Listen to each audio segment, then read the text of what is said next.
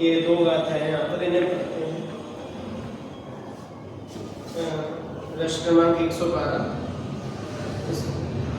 68वीं गाथा के उपरांत प्राप्त होने वाली 2 गाथाएं हैं। तेजोदीप्तिनादम्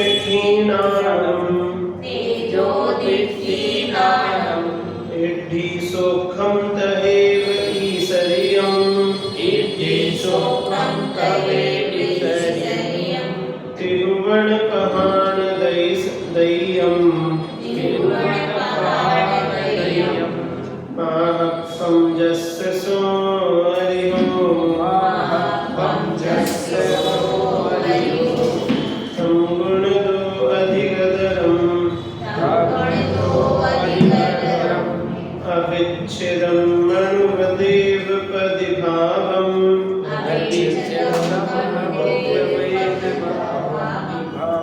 अपुनभावनिबद्धम् प्रणमामि पुनः सिद्धम्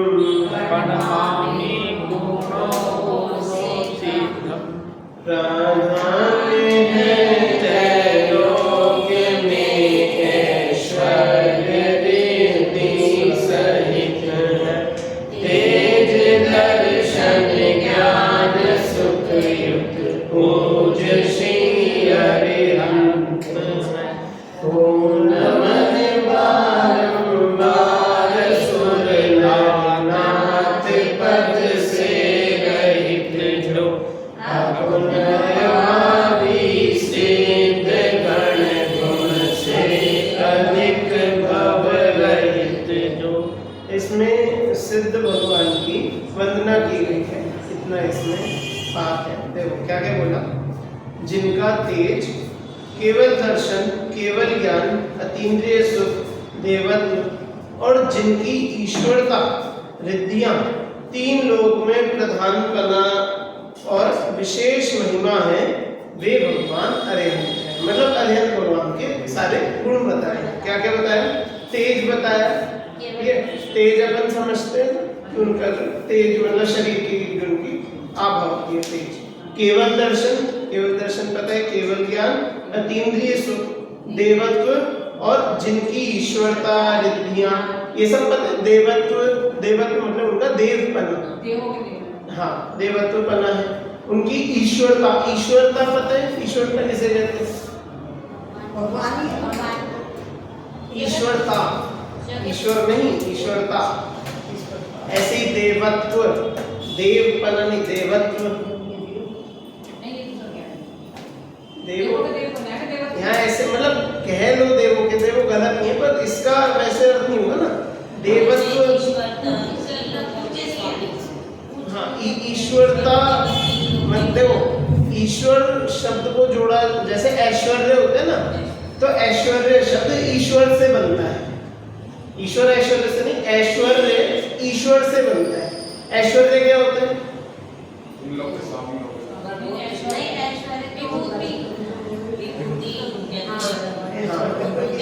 तो ईश्वर क्या हो गए? विभूति, मतलब कि जो औरों से महान हो, मतलब ईश्वर शब्द का महानता से देखा जाता है कि जो औरों से महान हो, ईश्वरपना, महानपना, ठीक है। देवत्व, देवत्व मतलब ऐसे ही, देवत्व देवों के देव नहीं है, वो तो वो होते हैं, वो चीज ठीक है। देवत्व मतलब देवपना,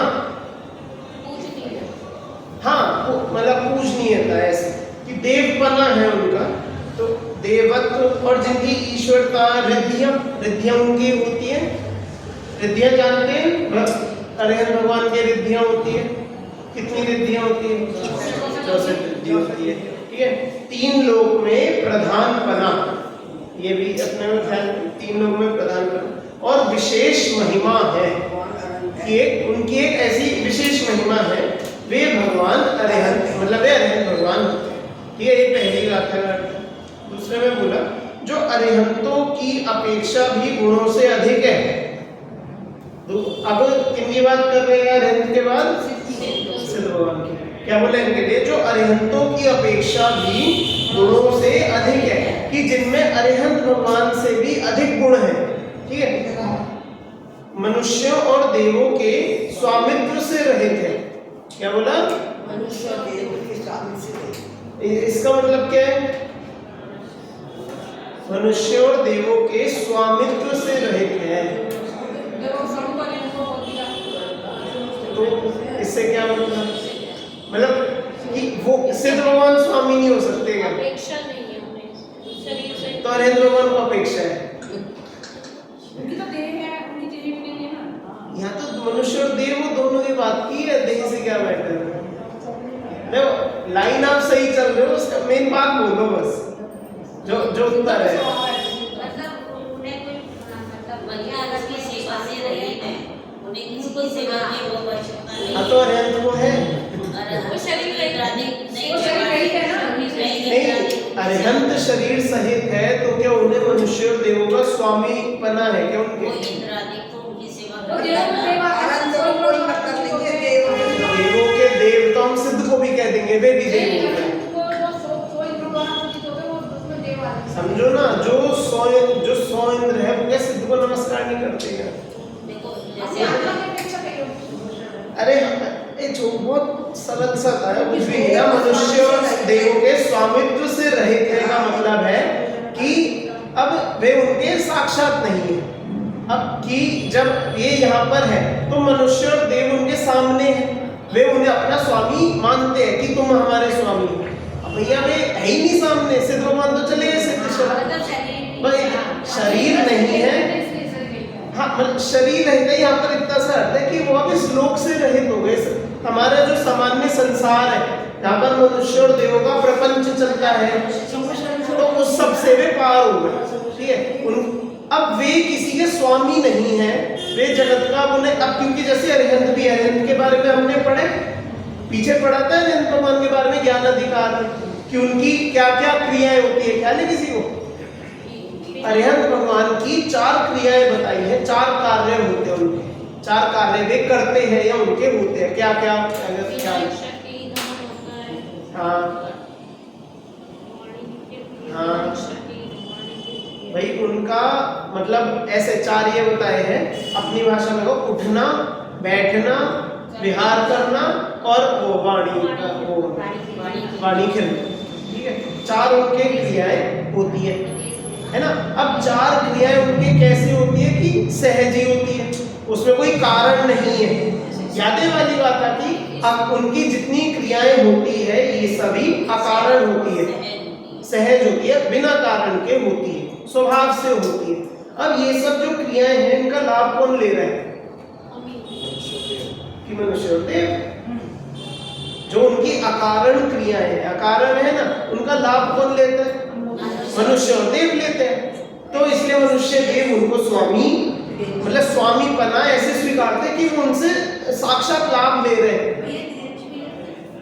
अब देखो तिर्यंश लेते हैं, पर तिर्यंश की यहाँ पर बस बात वैसे नहीं आएगी क्योंकि मनुष्य और देवी वैसा उनका होता है कि बहुलता भी ऐसे कि जैसे मनुष्य तो साक्षात उनसे लेकर अपना कल्याण में करे, है ना, और देव के स्वामी कैसे कि देव उनके समर्षण आदि को सब करते हैं कि भगवान के पुण्योदय से, अरहंत के पुण्योदय से देव ही उनकी सब व्यवस्था आदि जो भी होते हैं सभी करते हैं, है ना। तो इसलिए तिर्यंश भी ले लो, तिर्यंश लेने कोई गलत नहीं है, पर मनुष्य देव के ऐसे बस किसी मुख्य है। ऐसा कहना पर उसकी योग्यता होगी तिर्यंश की, तो उसे भी हाँ उसका होता ही है ना, वो तो कोई दिक्कत थोड़ी है। तिर्यंश आदि भी समोशरण में आकर सम्यक दर्शन प्राप्त करते हैं, इसमें क्या बात करते, उसमें कोई दिक्कत नहीं है ना। पर मनुष्य और देवों के स्वामित्व से रहित है, सिद्ध भगवान उससे रहित होते हैं। इनके मनुष्य देव हो गए प्रपंच से वे बिल्कुल दूर। ठीक है, द्रव्य क्षेत्र काल भाव और भव परिवर्तनों से रहित, द्रव्य क्षेत्र काल भव भाव परिवर्तनों से, परिवर्तन है परावर्तन, आप कुछ समझ लेना। द्रव्य क्षेत्र काल भव भाव परावर्तन से हाँ 5 परावर्तन से रहित जो मोक्ष पद उससे सहित है, ऐसे सिद्धों को मैं बारंबार नमस्कार करता हूं। ठीक है, कि मैंने सिद्धों को यहाँ पर ऐसे नमस्कार किया कि वे और भी अधिक जिन्होंने अपनी उस पूर्ण पद को प्राप्त किया, अरिहंत से भी जिनमें कुछ अधिक गुण है ना। अब संसार को उनसे कोई भी वास्ता नहीं, बिल्कुल संसार से बिल्कुल पार हो गए, हर दृष्टि से सिद्ध भगवान पार हो गए, ऐसे सिद्ध भगवान को मैं नमस्कार करता हूँ। ठीक है, इन गाथाओं की व्याख्या करते हुए आचार्य जैसे लिखते हैं कि तेज अर्थात प्रभामंडल, तीन लोक और तीन कालवर्ती संपूर्ण वस्तुओं के सामान्य अस्तित्व को एक साथ ग्रहण करने वाला केवल दर्शन, सभी पदार्थों के विशेष अस्तित्व को ग्रहण करने वाला केवल ज्ञान, रिद्धि शब्द से समोषण आदि विभूति, अव्ययवाद अनंत सुख, अरिहंत पद के अभिलाषी इंद्रादि की भृत्यता, इस प्रकार की ईश्वरता और तीन लोक के राजाओं की वल्लभता भक्ति जिनको प्राप्त है, इस प्रकार की महिमा जिनकी है वे अरिहंत, सबका खोल के अर्थ है ना। जो गुण अरिहंतों में भी नहीं है, ऐसे अव्ययवाद आदि गुणों के धारक, ठीक है, अव्ययवाद ऊपर भी ले दिया, नीचे भी ले दिया, जन्म भी ले दिया, अव्ययवाद अनंत सुखता हो, मतलब देखो देखो देखो देखो देखो देखो वो कंफ्यूज है, वो सही, बिल्कुल आपने बात एक सही पकड़ी है, लेकिन अर्थ ये समझना, अव्ययवाद अनंत सुख, अव्ययवाद अनंत सुख का मतलब यहाँ पर अनंत सुख की मुख्यता समझना कि वो अनंत सुख कैसा है कि अब सुख का अंत वो अव्ययवाद होगा। सुनो सुनो सिद्धों के लिए आता है, सुनो सुनो, देखो यहाँ पर अव्ययवाद अनंत सुख बोल दिया, ठीक है। अब इन्हें माफ कर दो पहले तो कि इन्होंने लिखा, ठीक है, पर लिखा सही है। अव्ययवाद अनंत सुख से अर्थ समझना कि उनका जो सुख है वो अव्ययवाद है। सुख अव्ययवाद मतलब क्या होता है? बिना कोई बात बिना किसी बात। अब उनका सुख कैसे है? बिना किसी बात है, क्योंकि अरिहंत के लिए तो अनंत सुख आता है, सिद्धों के लिए अव्ययवाद सुख आता है, ठीक है, बिल्कुल। अब वो क्योंकि सही कर्म है ना। नहीं, पर जैसे अरिहंतों का भी यदि हम सुख देखेंगे तो अव्ययवाद सुख में क्या दिक्कत है? उनका भी अव्ययवाद सुख बोलते हैं, वो जो आप कह रहे हो, मैंने भी ऐसे ही पढ़ा है कि सिद्धों के सुख को अव्ययवाद सुख ही कहा जाता है, बिल्कुल। लेकिन जो अव्ययवाद आदि गुणी कौन से वाले हैं? सुख की अभी बात नहीं कर रहे, सुख अव्ययवाद होता तो अरिहंत का भी अरे उनका छोड़ो, मैं तो कह रहा हूँ 12वें गुण स्थान वर्ती जीव का भी सुख अव्ययवाद ही हो गया। क्यों हो गया? क्योंकि वीतरागी है, इसमें कोई दिक्कत तो नहीं इस बात को स्वीकार करने में, है ना, ठीक है ना। चलो, अब अव्ययवाद आदि कौन से गुण जो होते हैं कि जो अघाती कर्म के अभाव में जो होते हैं, अव्ययवादत्व, सूक्ष्मत्व और वो अगुरु लघुत्व और अज्ञानत्व, तो ये उन वाले है, इसका सुख से लेन देन वाला नहीं है कुछ भी। अव्ययवाद इनका अघाती कर्मों से है, जब अब अघाती कर्मों का जैसे जैसे नाश होता है ऐसे ऐसे ये वाले गुण प्रकट हो जाते हैं। तो ये गुण अरिहंत में अभी प्रकट नहीं है। जो चार अघाती कर्मों के अभाव में जो गुण प्रकट होते हैं वो भी अरिहंत भगवान के पास तो नहीं है ना, तो इसलिए सिद्ध भगवान में वो चार गुण अधिक है अरिहंत से, अरिहंत के पास नहीं है वो, तो सिद्ध भगवान के पास वो है। तो इसलिए अव्ययवाद आदि गुणों के वे धारक है। समोषण आदि विभूति से रहित होने से इंद्रादि की सेवा से रहित है, कि उनका स्वामित्व मतलब कि भैया वो है ही नहीं, संसार के हमारे देव मनुष्य के प्रपंच से दूर हो गए, समोषण नहीं लगाते, कोई जा जाकर उनकी पूजा नहीं करते, भक्ति नहीं करते। सिद्ध भगवान तो अपना विराजमान है सिद्धांत में है ना। पंच परावर्तनों से रहित मोक्ष को प्राप्त सिद्ध भगवान को बारंबार नमस्कार, ठीक है। उनके पंच परावर्तन से वे अब पार हो चुके हैं, ठीक है। यहाँ एक बात विशेष ध्यान देने योग्य है कि सिद्ध भगवान की महिमा सूचक जो विशेषण यहाँ दिए गए हैं उनमें एक अविच्छदम मणुवदेव पदिभावम भी है, जिसका अर्थ होता है कि मनुष्य और देवों के स्वामित्व से रहित। इस विशेषण के माध्यम से आचार्य यह कहना चाहते हैं कि अरिहंत अवस्था में समोषण के मध्य विराजमान होकर जो दिव्य ध्वनि कीर्ति है उसमें इंद्र आदि उपस्थित रहते हैं और सभी प्रकार की व्यवस्था करते हैं, किंतु सिद्धों के इस प्रकार प्रसंग नहीं होने से वे इंद्रादि की सेवा से रहित हैं। बस इसका अर्थ इतना सा समझना कि भैया इंद्रादि आकर उनकी खुद से व्यवस्था सेवा आदि कुछ नहीं करते। इस प्रकार इन दो गाथाओं में अरिहंत और सिद्ध भगवंतों को उनके गुणानुवाद पूर्वक स्मरण किया गया है। इस प्रकार आचार्य कुंदकुंद कृत प्रवचन सार की आचार्य अमृत चंद्र कृत तत्व प्रदीपिका नामक संस्कृत टीका और डॉक्टर हुकुमचंद भारत कृत ज्ञान के तत्व प्रबोधिनी हिंदी टीका में ज्ञान तत्व प्रज्ञापन महाधिकार के अंतर्गत सुख अधिकार समाप्त। ये सुख अधिकार हमारा पूरा हो गया। ये अपूर्ण भावी का मतलब क्या होता है? अपूर्ण भावी, अपुनर्भावी मतलब अब जिनका वापस से संसार में आगमन नहीं होगा, मतलब पंच परावर्तन से रहे जो। अब क्योंकि वो एग्जैक्ट तो इसमें पद्यानुवाद में लिख नहीं सकते, तो उसके लिए जो शब्द सही बिल्कुल सही समझ में आए तो वो लिख देते हैं पद्यानुवाद। चल अब अगला अधिकार अपना है, कौन सा आ गया? शुभ परिणाम अधिकार। कौन सा आ गया? शुभ परिणाम अधिकार। चलिए शुभ परिणाम अधिकार समझ में आ गया। शब्द का अर्थ क्या है? शुभ। अब आप सोचेंगे कि भैया यहाँ तो ग्रंथ कौन सा चल रहा है? प्रवचन सार जी ग्रंथ किस अनुयोग का ग्रंथ? किसका ग्रंथ है? अरे डर क्यों रहे हो? बोलो ना, द्रव्यानुयोग का ग्रंथ है ना? द्रव्यानुयोग का है ना? सवाल तो नहीं है ना किसी को? द्रव्यानुयोग का ग्रंथ। पर शुभ परिणाम की बात क्यों कर रहे हैं?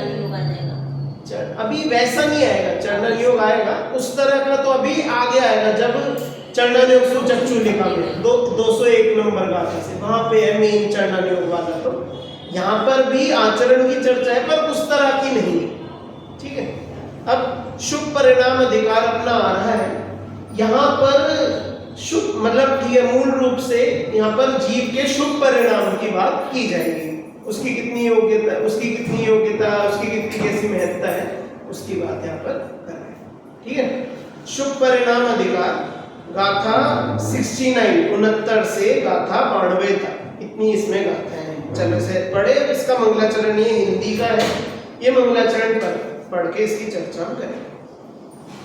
शुभ परिणामों से मिलेंगे केवल इंद्रिय सुख, किंतु वह सुख सुख नहीं, वह है केवल दुख। समझ में आया ये अर्थ? आपको नहीं आया? शुभ परिणामों से मिले केवल इंद्रिय सुख। भैया जब हम शुभ परिणाम करेंगे, शुभ परिणाम मतलब कि पुण्य के परिणाम करेंगे, अपना जो भी शुद्ध भाव से जो अलग जो राग आदि का परिणाम है, शुभ परिणाम है, वो करने से इंद्रिय सुख मिलता है, ठीक है। किंतु वह सुख सुख नहीं, वह है केवल दुखी है। कि वो सुख तो सुख होता ही नहीं है, वो तो मात्र दुखी होता है। अब बताओ शुभ परिणाम की चर्चा करें और सबसे पहले बोलते कि भैया वो तो दुख होता है। अधिकार अभी ढंग से शुरू नहीं हो पाया और शुरू होने से पहले ही लिख दिया कि शुभ परिणाम से जो सुख होता है वो सुख तो सुख होता ही नहीं, वो क्या होता है? वो तो दुख होता है, वो दुख होता है। भाई होता भी दुखी है, सच्चाई बात ये है ना। प्रवचन सार परमागम के प्रथम महाधिकार ज्ञान तत्व प्रज्ञापन के अंतर्गत आने वाले शुद्धोपयोग अधिकार, ज्ञान अधिकार और सुख अधिकार की चर्चा के उपरांत अब अंत में शुभ परिणाम अधिकार की चर्चा आरंभ करते हैं। प्रवचन सार की इन 69-70वीं गाथा और शुभ परिणाम अधिकार की पहली दूसरी गाथाओं में इंद्रिय सुख के साधन रूप शुभ परिणाम का स्वरूप और फल दिखा। मतलब जो ये दो गाथाएं हैं इसमें शुभ परिणाम किसे कहते हैं और उसके फल में क्या मिलता है, इसकी चर्चा अपनी आएगी, ठीक है। ये गाथा और पद्यानुवाद पढ़े। देव दजति गुरु पूजासु, चेव दानम मिवासु सीलेषु,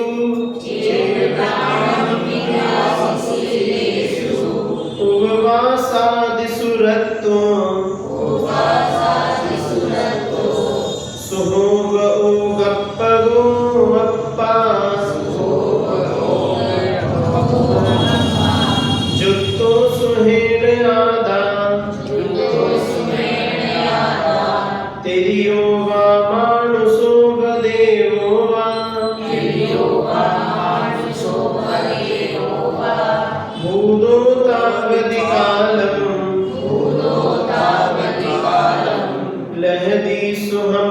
इंद्रियम विविहम देव गुरु यति अर्चना हरदान उपवास आदि में हरशील में जो लीन शुभ उपयोग में रहे आत्मा हरे शुभ उपयोग से जो युक्त वह तेरे अधगति हर देव मानुष गति में रह प्राप्त करता विषय सुख।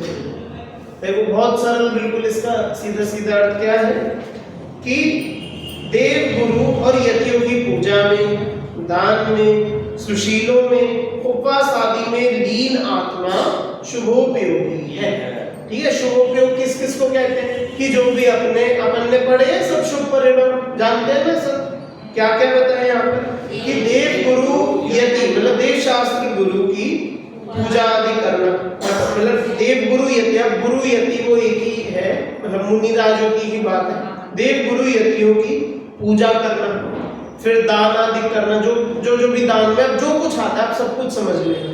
ठीक है, सुशीलों में, सुशील मतलब कुशील कार्य नहीं करना, कि कुशील कार्य नहीं करना, शील धर्म का, ब्रह्मचर्य धर्म आदि का पालन करना, और उपवास आदि में लीन, कि उपवास आदि मतलब जो तप करते हैं, ठीक है, तप आदि धारण करना। तो इन सब में लीन आत्मा शुभोपयोगी है। कैसा है? भाई जो इन सबको करता है उसके कौन सा उपयोग है? शुभोपयोग है। अब शुभोपयोग से कौन सी गति मिलती है? तो शुभोपयोग से युक्त आत्मा तिर्यंच मनुष्य अथवा देव होकर उतने समय तक अनेक प्रकार के इंद्रिय सुख प्राप्त करता है। कि ये सब पुण्य कार्य करके, शुभ परिणाम करके क्या क्या मिलेगा? या तो आप तिर्यंच हो सकते हो, या मनुष्य हो सकते हो, या फिर आप देव हो सकते हो। इन तीन गतियों में आप जितने समय की आयु लेकर आप जाएंगे उतने समय आप वहां के इंद्रिय सुख भोग सकते हो।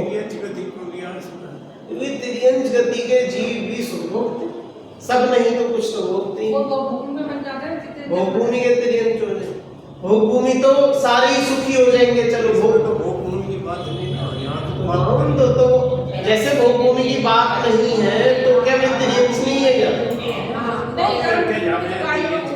हाँ, तो मैं वही तो कह रहा हूँ कि वे तो सारे ही सुखी है अपने कर्म भूमि में भी। भाई जो तिर्यंच जो सुख से जी रहे जीवन, उनका पुण्य के उदय से जी रहे,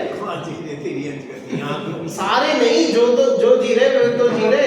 कोई बहुत अमीर घर के वो कुत्ते बिल्लियां देखो तो सुख से जी रहे, नहीं जी रहे, है ना भाई? हाँ, मैं कोई कहो कि मतलब जगत के आधे मनुष्य से ज्यादा सुखी वे तिर्यंच हो, ऐसे तिर्यंचों की स्थिति होती है। उसमें क्या होगा भाई? तिर्यंच यहाँ पर इसलिए भी लिया क्योंकि होता है ना, पुण्य वहां पर भी भोगा जाता है। एकमात्र नरक गति है जहां पर पुण्य का उदय बिल्कुल उससे कुछ नहीं होता, वहां पर पाप के उदय की बहुलता होती है। हाँ, कि वहां पर सारे पाप के उदय की बहुलता होती है ना। तो तिर्यंच, मनुष्य और देव तीन गति आपको शुभ परिणाम के फल में मिलती है। इन तीन में से आपको जो भी होगी उसमें आप अपने उस पुण्य अनुसार आपको उतना सुख भोगेंगे। ठीक है, और भाई सुख से रहते हैं, उसमें क्या दिक्कत है? हाँ, है इंद्रिय सुखी भाई। मनुष्य और देव भी कौन सा इंद्रिय सुख भोग रहे हैं? जितना इतना देवों का जो सुख है, मनुष्यों का जो सुख है, तैसे तिर्यंचों का सुख है। देखो अब यहाँ पर भी अब आपको बात करनी है। आप इसे ऐसे सोचो ना कि मनुष्य और देव भी यदि है तो कोई अलग कोई महान नहीं हो गए, उनका सुख भी ऐसे है जैसे तिर्यंचों। कैसा? तिर्यंचों जैसा कैसे? कौन सा सुख है? इंद्रिय सुख। कि इंद्रिय की तिर्यंच भी वैसे इंद्रिय सुख भोग रहे, मनुष्य और देव भी वैसे इंद्रिय सुख भोग रहे, बस थोड़ा कम, कोई थोड़ा ज्यादा भोग रहे। तो सबकी जाति है बराबर ही। कौन सी? क्या जाति है उस सुख की? इंद्रिय सुख। और इंद्रिय सुख तो सुख ही नहीं है, वह तो दुखी है। ये हमने सबसे शुरू में सतिकार में पढ़ दिया ना, है ना।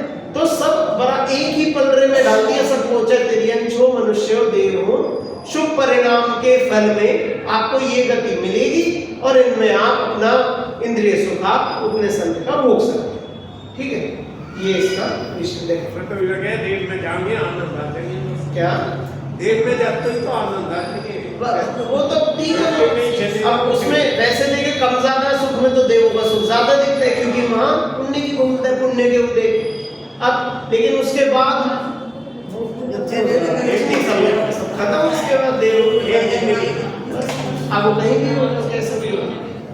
चल देख, यहाँ नरक गति को छोड़कर शेष 3 गतियां ली हैं क्योंकि नरक गति शुभ परिणाम का फल नहीं है, किंतु तिर्यंच गति को शुभ माना गया है। मनुष्य गति के समान तिर्यंच गति के जीव भी मरना नहीं चाहते। यदि उन्हें मारने की कोशिश करें तो वे जान बचाने के लिए भागते हैं।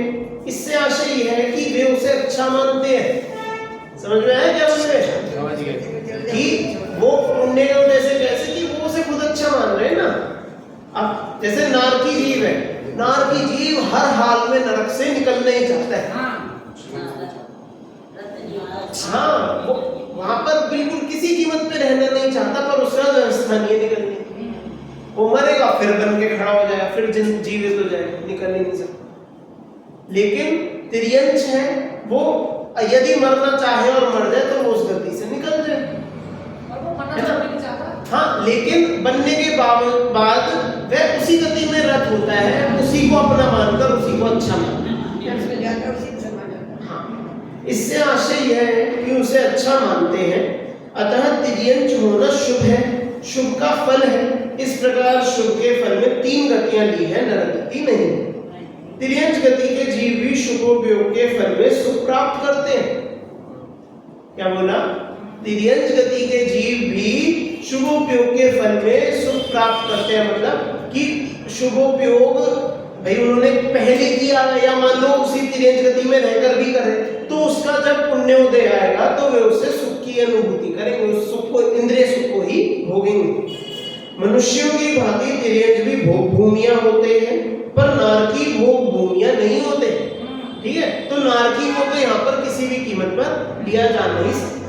देखो, अमेरिका में कुत्ते और बिल्लियों को रहने के लिए एयर कंडीशन घर एवं घूमने के लिए कारें उपलब्ध हैं।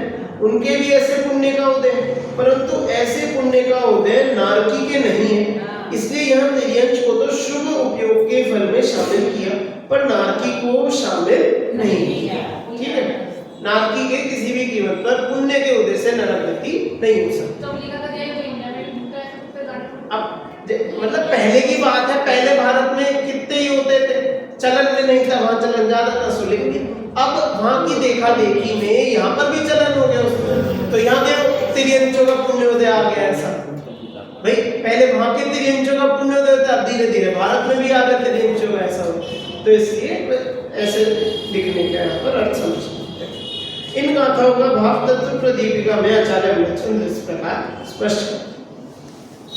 जब यह आत्मा दुख की साधन भूत द्वेष रूप तथा इंद्रिय विषय की अनुराग रूप अशुभोपयोग भूमिका का उल्लंघन करके, कहने मतलब जब जीव अशुभ उपयोग से दूर हटता है, अशुभ उपयोग को, द्वेष परिणाम को जब जीव छोड़ता है, उससे पार होता है ना, करके देव गुरु यति की पूजा करे, दान शील और उपवास आदि के प्रीति स्वरूप धर्मानुराग को अंगीकार करता है कि जब भी ऐसे शुभ कार्य, ऐसे शक आवश्यक वाले कार्य, धर्म के कार्य जब भी जीव करता है, तब वह इंद्रिय सुख की साधन भूत शुभोपयोग भूमिका में आरूढ़ कहलाता है। आरूढ़ मतलब कि अब अशुभोपयोग छोड़कर अब उसका जीव का कैसा परिणाम, अब शुभोपयोग है, शुभ परिणाम।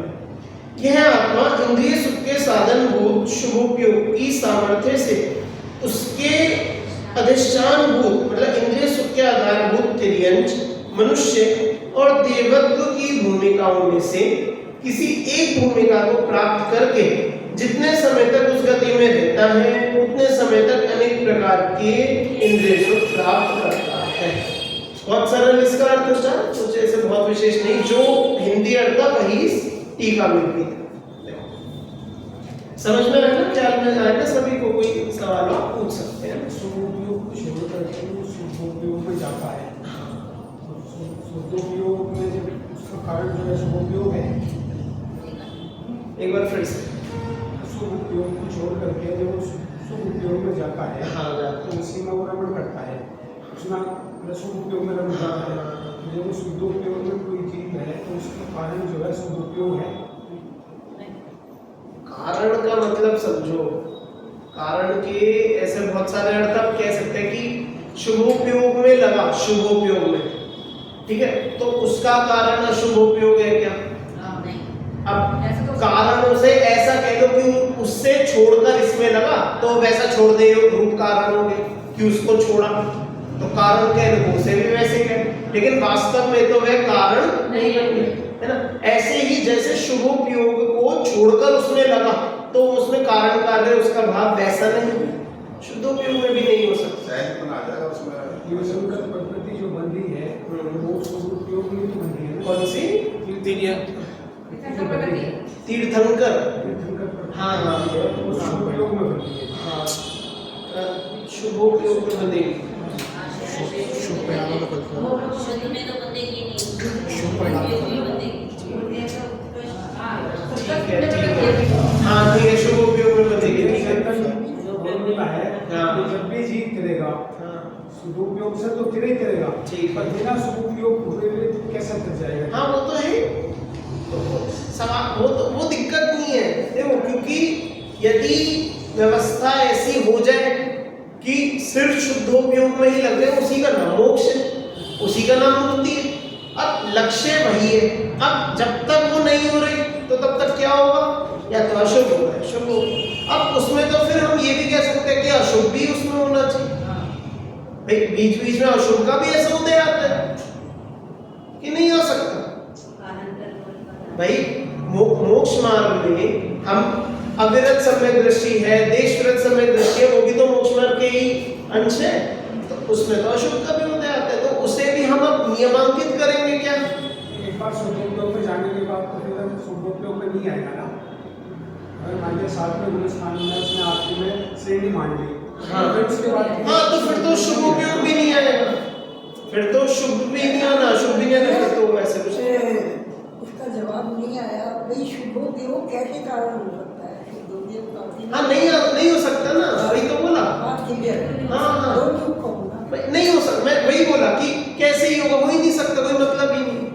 उसको तो छोड़ के आता है। उसको छोड़ा तो छोड़ना कोई कारण नहीं होता है ना, तो इसलिए उसका कोई कारण वहां पर नहीं है। शुभ उपयोग की वजह से शुद्ध उपयोग है, ऐसा नहीं हो सकता, ठीक है। लेकिन अब फिर वही बात है कि जब शुद्ध उपयोग नहीं है तब क्या होगा?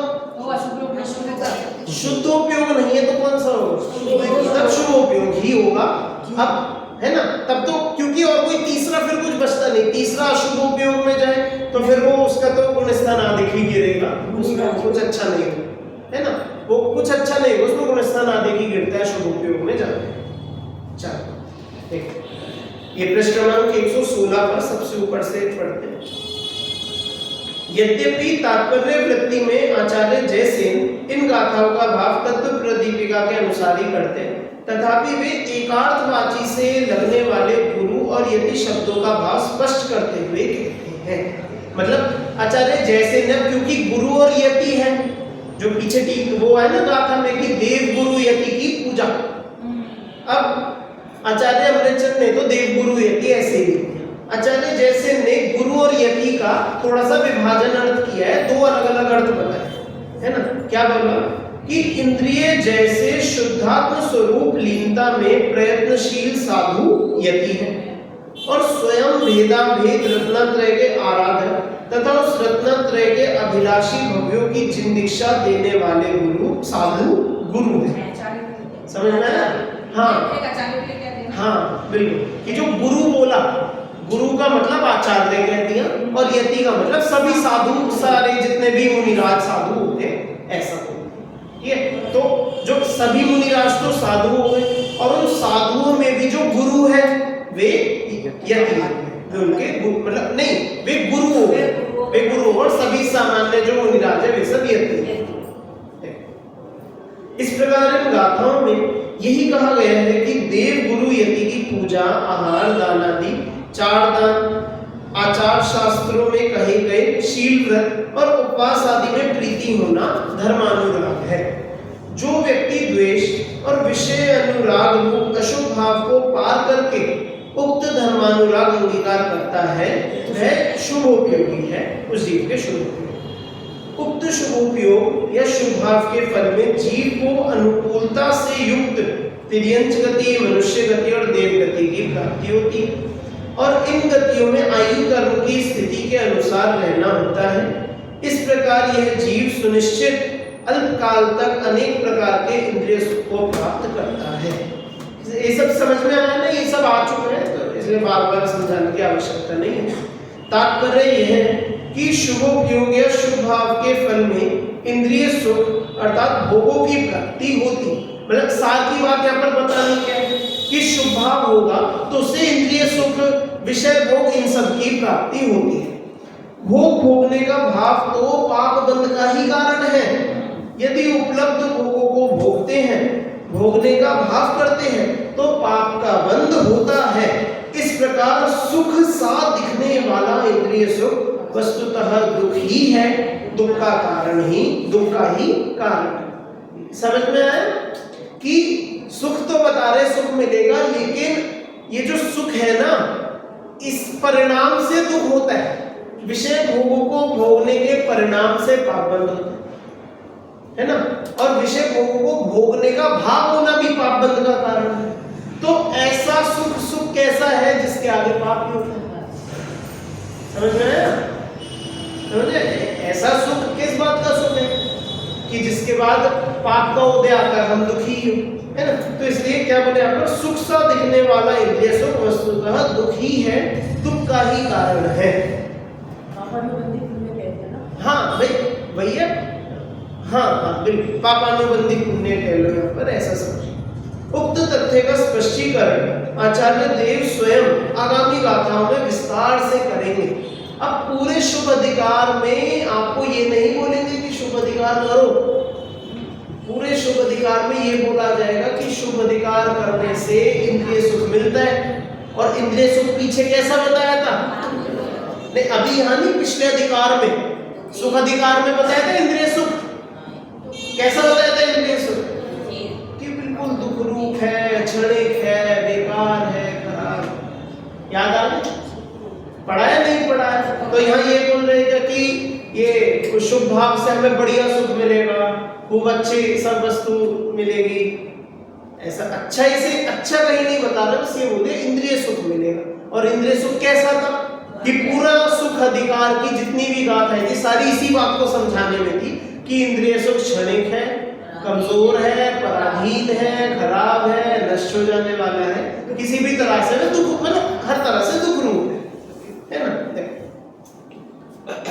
यहाँ एक प्रश्न संभव है कि इन गाथाओं और उनकी टीकाओं में यह साफ साफ लिखा है कि शुभोपयोग से इंद्रिय सुखों की प्राप्ति होती है, किंतु इसी शुभोपयोग से धर्मानुकूल सामग्री भी तो प्राप्त होती है, उसकी चर्चा क्यों नहीं की कि भैया यदि किसी को धर्म मिला, किसी ने अच्छे कुल में जन्म लिया, किसी को मंदिर आदि मिला, किसी को गुरु का सहयोग मिला, किसी को देव का सहयोग मिला, किसी को जिनवाणी का सहयोग मिला, तो ये भी तो पुण्य के उदय से मिलता है। अब पुण्य के उदय से मिलता है तो उसके शुभ परिणाम करने पड़ेंगे। भाई अच्छे कर्म करोगे, पूर्व गति में ऐसा शुभ भाव करोगे, तभी तो धर्म की प्राप्ति होगी अगले भाव में। तो उस बात को यहाँ पर क्यों नहीं उठाया, उस बात की चर्चा क्यों नहीं करी? शुभ भाव से पहले भी शुभ भाव हो गई है भाई। हाँ, शुभ भाव को बिल्कुल एकदम ऐसा बता दिया कि इंद्रिय सुख है, ऐसा है, वैसा है। ये क्यों नहीं बताया कि उसके फायदे भी है? यहाँ फायदे क्यों नहीं गिना रहे शुभ भाव के, है ना। अब देखो, पहली बात तो अब देखो, सुनना बिल्कुल बहुत बढ़िया उत्तर यहाँ पर देखो। पहली बात तो यह है कि बंध का कारणभूत शुभोपयोग धर्म नहीं है। धर्म नहीं है। क्या बोला? बंध का कारणभूत शुभोपयोग धर्म नहीं है। वास्तविक धर्म तो कर्म बंधन से मुक्ति का कारण रूप शुद्धोपयोग और शुद्ध परिणति ही है। कि सच्चा धर्म तो वही है जिससे मुक्ति की प्राप्ति। ठीक है, अब देखो पता है यही बातें होती है जो पहले समय में कहना बहुत दुर्लभ लगती थी, बहुत दम लगती थी इन चीजों को कहने में। देखो क्या क्या बताया, देव गुरु यदि की पूजा बंध का कारण भूत शुद्ध, दान आदि देना। तीर्थंकर प्रगति को खुद बंद का कारण बता दिया, ये तो शुद्ध है। अब वो बंद का कारण है, वो तो खुद बंद है, मतलब तो बंद हो गया। अब इसमें ऐसा कह लो कि तीर्थंकर होने की भावना रखना, ऐसा है ना, वो भी उस तरह से यदि शुभ परिणाम रूप से देखे बंद का कारण है ना। इच्छाएं होना, देखिए क्या क्या बोले यहाँ पर, उपवास आदि करना, सुशील मतलब शील धर्म को पालना, दान देना, देव गुरु धर्म की पूजा करना, ये सब ये क्या बोलते हैं शब्द ध्यान देना। बंध का कारणभूत शुभ उपयोग धर्म नहीं है, ये सब धर्म नहीं हो सकते, ये सब तो बंध के कारण है। क्योंकि इसके फल ये बताया क्या कि आपको अगले भव में मोक्ष मिल जाएगा, इस सब का फल ये बताया अगले भव में आप इंद्रिय सुख मिल जाएगा, आपको थोड़ा समय, जितना समय होगा उतना सा सुख मिल जाएगा, मोक्ष मिलेगा। मोक्ष मिलने की गारंटी कोई दे रहे हैं यहाँ पे, ये अगले भव के इंद्रिय सुख की तो गारंटी है, वो भी भव की है, बस एक भव की, ठीक है। उसके बाद अब आप उस परिणाम में क्या करो, पाप करो तो और पाप होगा। देखो वास्तविक धर्म तो कर्म बंधन से मुक्ति का कारण रूप शुद्ध उपयोग और शुद्ध परिणति ही है। अतः शुभ और अशुभ रूप अशुद्ध उपयोग से विरक्त करने के लिए उसी बात पर बल देना आवश्यक है। समझ में आया?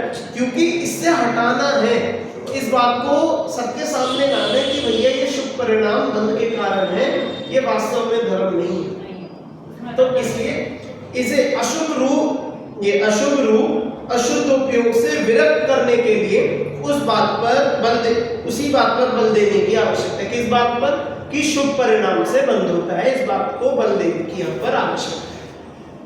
दूसरी बात यह भी तो है कि इंद्रिय सुखों की प्राप्ति की तुलना में धर्म अनुकूलता की प्राप्ति नगण्य सी है ना।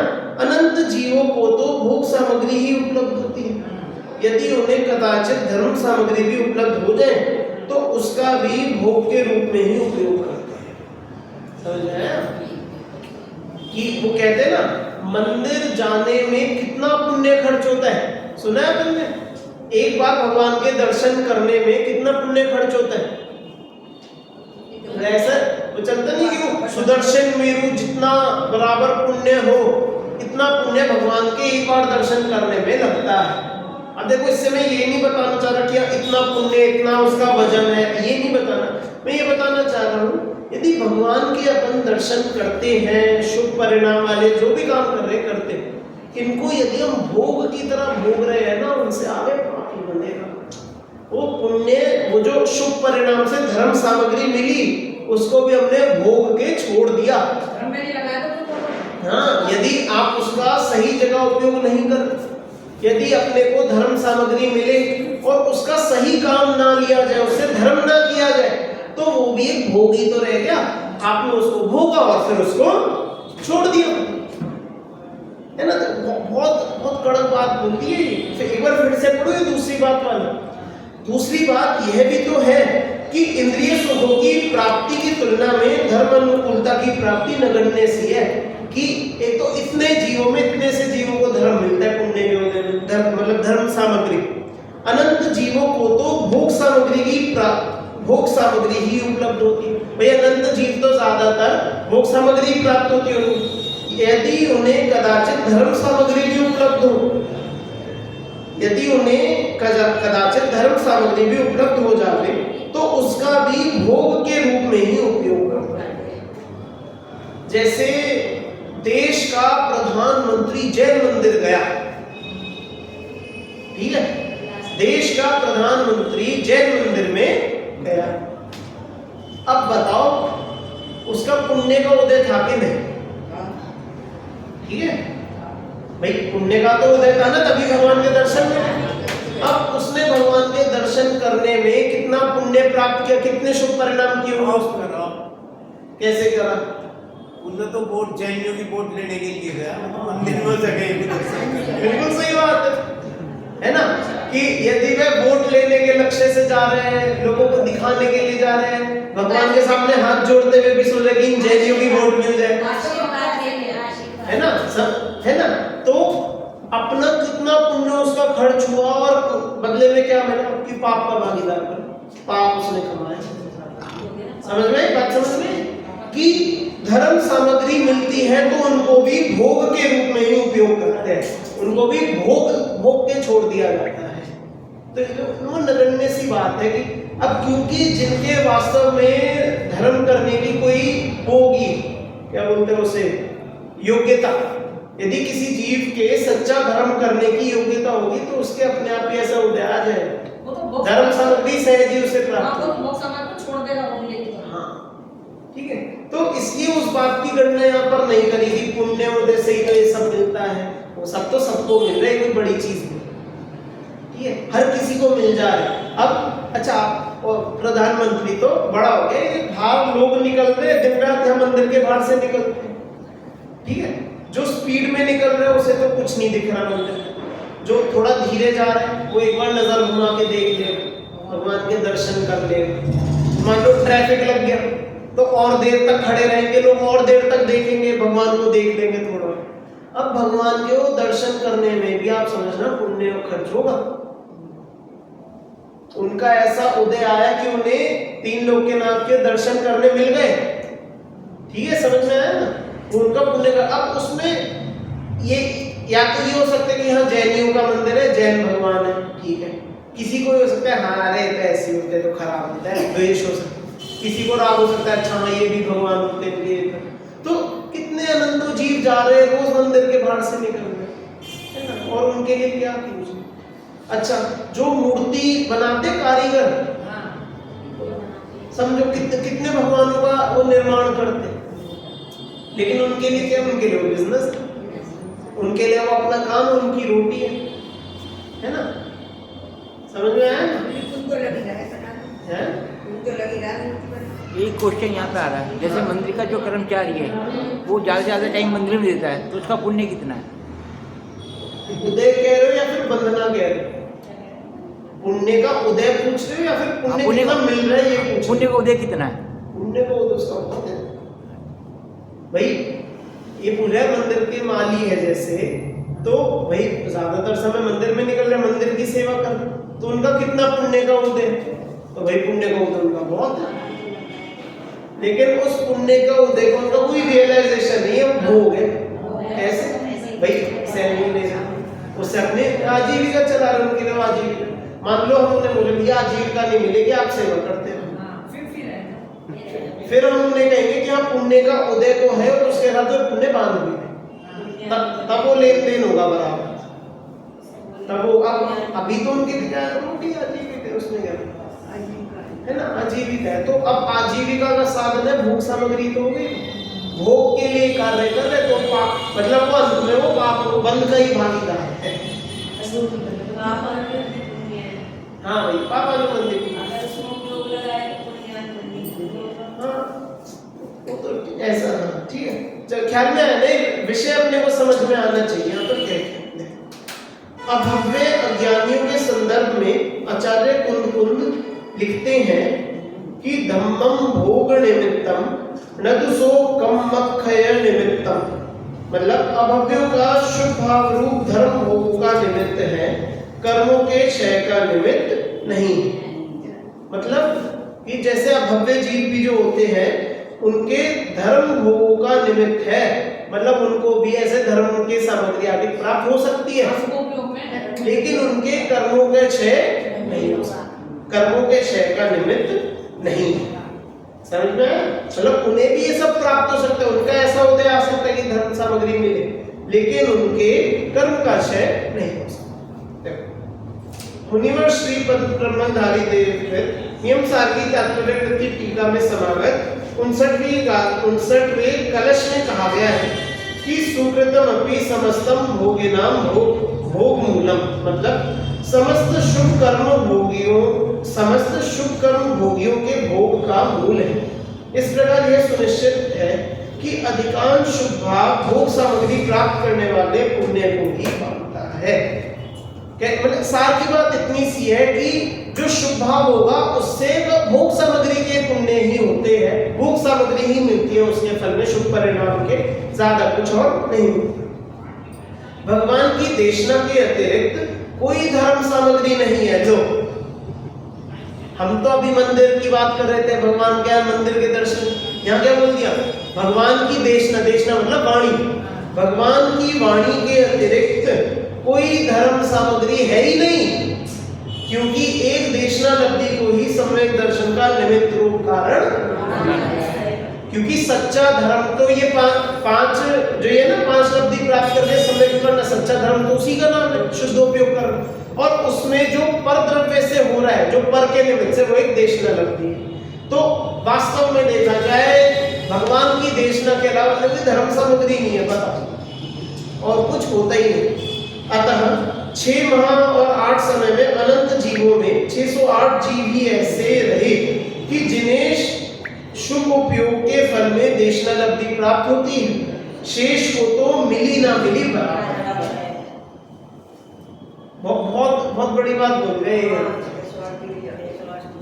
है ना, कि 6 माह 8 समय में 608 जीवों को देशना लब्धि,